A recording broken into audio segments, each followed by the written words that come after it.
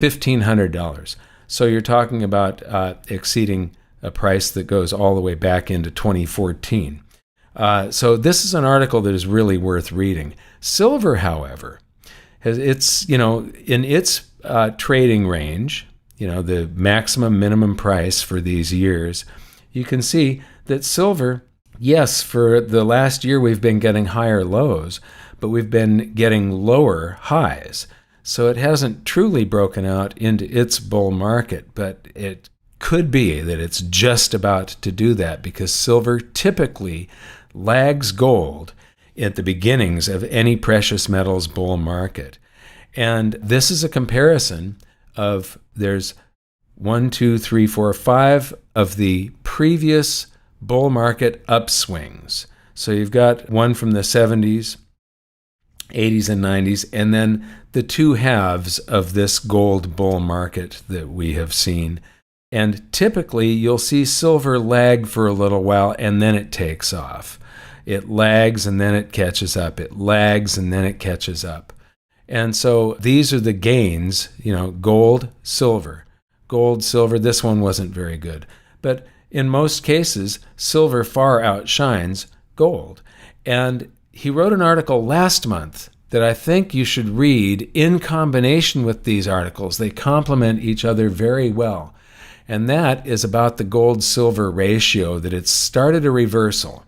It was up in the 90s last month. It's back up to 88 today, which is very good news for anybody that wants to purchase silver. Not great news for gold investors. Gold is on the move, but silver will catch up most likely. And if you look at these bands here from when the gold-silver ratio was at an extreme, and then it starts its reversion, you can see that gold lost 24%, but silver had 36% gains and during these time periods. So if you just take those bands and you put them in a dollar value, $10,000 invested in during these periods of times when the gold-silver ratio was reverting. In gold, your 10,000 would have become 7,600, but in silver, 13,600. Gold, 16,900, silver, 28,200. Gold, 20,000 in this 2008 to 2011 bull market.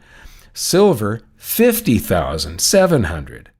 This is huge, and this is what I am looking for right here. I think that this is in our future.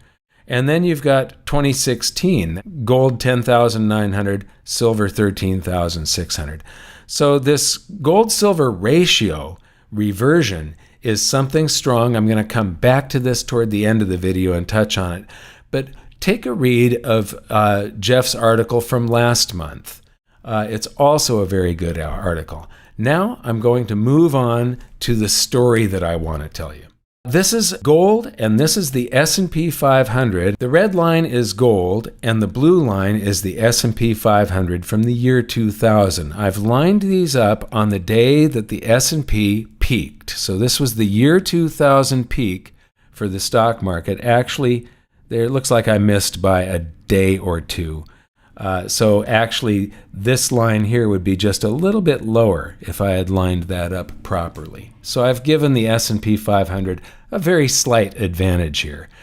But what you see is that gold, by far, the precious metals, have been the best performing asset class of this century, period. Nothing has come close. When you're talking about a whole asset class, right now, on this chart, the S&P was up 100% since its peak in the year 2000. It's fallen back, and right now it's at 90.87% above its year 2000 high. Now, if you inflation adjust that, that comes way down to here somewhere. Gold, however, is at 434.85% gains from the year 2000.